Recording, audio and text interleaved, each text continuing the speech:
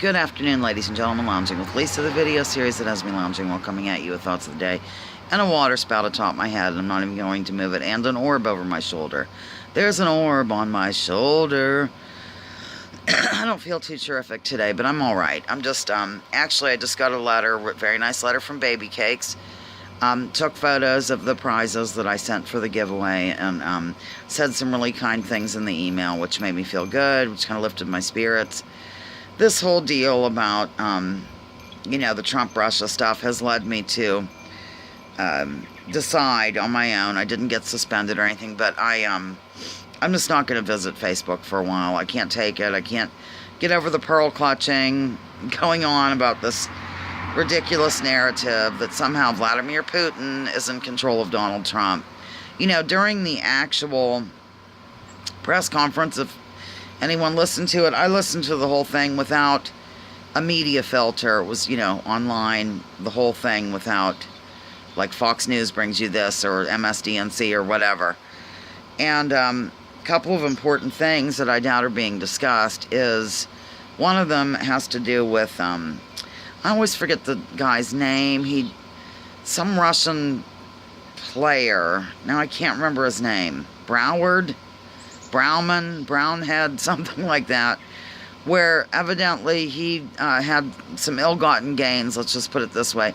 Vladimir Putin talked about it, you can go look, and didn't pay taxes in Russia or in the United States, and that money was filtered into a certain person's campaign over here that was not Donald Trump. So $400 million, I'm not sure if that's coming out on any of the corporate media. It's in the transcript too, if you want to read it, I'm not making it up. Another thing that really made me sit up and take notice is when asked about Syria, what specifically he and Putin had talked about behind closed doors related to Syria, Donald Trump was quite frank about it and told the truth that Israel had gotten with him, or, you know, that Israel is a big ally of the United States. Nobody supports them more, and it's in their interest that we do anything in Syria, and Israel wants certain things done in Syria. Of course, he didn't elaborate on those certain things, but these people that are clutching pearls and running around and calling for, I don't know what, hanging in the public square of Donald Trump for meeting with Vladimir Putin and calling him a traitor and a treasonous. He might be all those things, but it's not Russia that's colluding with him at all. It's Israel, which I've been saying forever, and I'm just sick of saying it. I really am, ladies and gentlemen. So anyhow, those are the two things that stood out on my mind. I think I'm going to write a column about this and bring people once again around to how this whole thing began. You know, this whole Russia interfered in our democracy, or I don't even know the talking, but what does it even mean? But the bottom line is, if you go back to the beginning of this insanity, before I go back to the beginning of the insanity, Richie Allen across the pond had Ray McGovern on his show yesterday, for quite a good segment. Ray McGovern is a former CIA analyst, turned whistleblower, turned peace activist, who was physically removed from the Gina Haspel, is that how you say her name?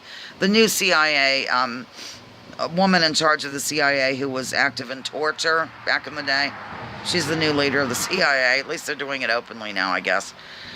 He was dragged out of there and injured and everything because he stood up and basically, you know, said I don't know what he said, something about torture or whatever, and they didn't like it, so out he went.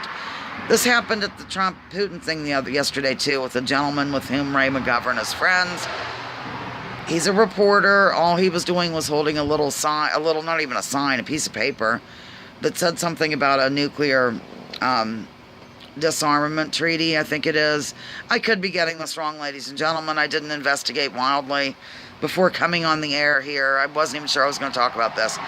But bottom line is, there was one of these treaties signed, and evidently, big shock, the United States has not been holding up its end of it, and so he was hoping they would call on him for a question.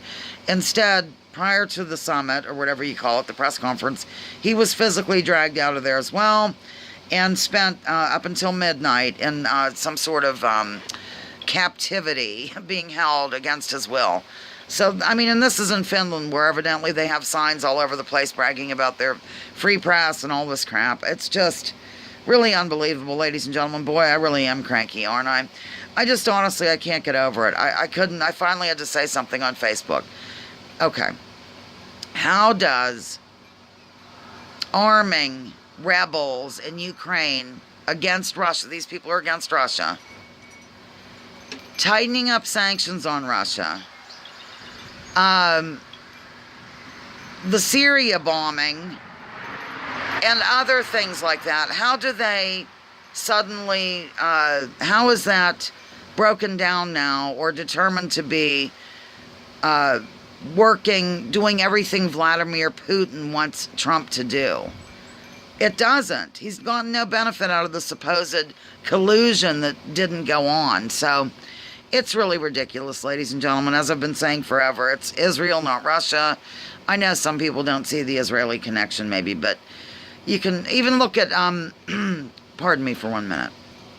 Remember yesterday I came on here, as Batty says, I came on and decided to recommend the Amy Goodman. It was a Glenn Greenwald versus some guy named Joe debate. Well, I didn't realize there was part 2 to that, which I listened to a little bit ago,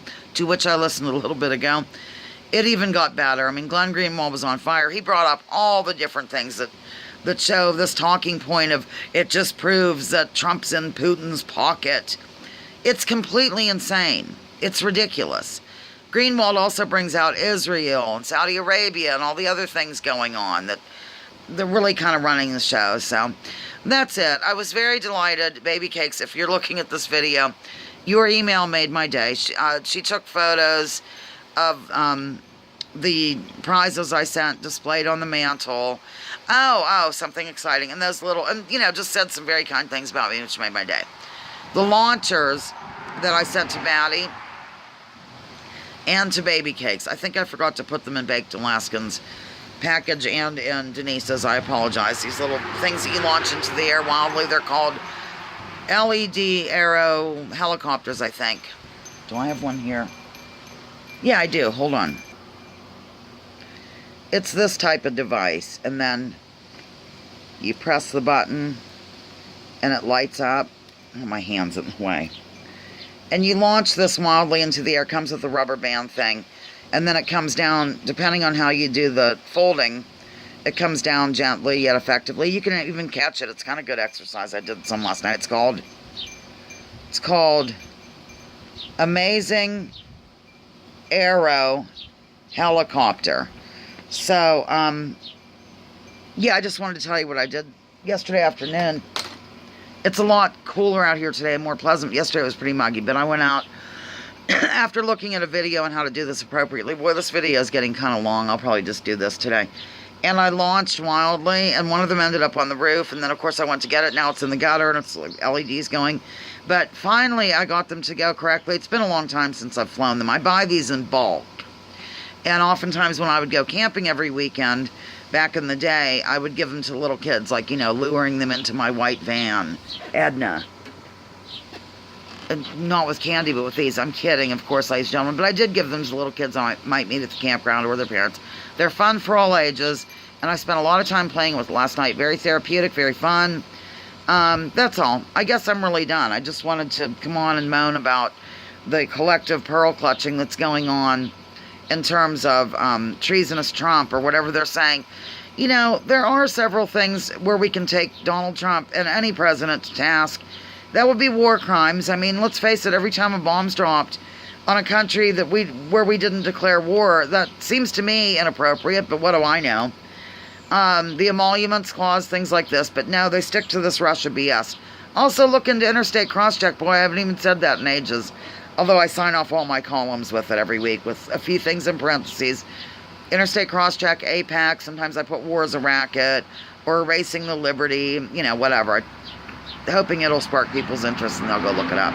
So if you really want to look at election meddling, actual machine or voting rolls, check out Interstate Crosscheck. All right, I'm done. Lounging with Lisa, the video series that has me lounging while coming at you with thoughts of the day. Join me, join others. Drop your political identities. Let's focus on issues. Leave labels at the door. Research before you judge. Remember, war is a racket. I love you, and thank you for listening to me. Bye-bye.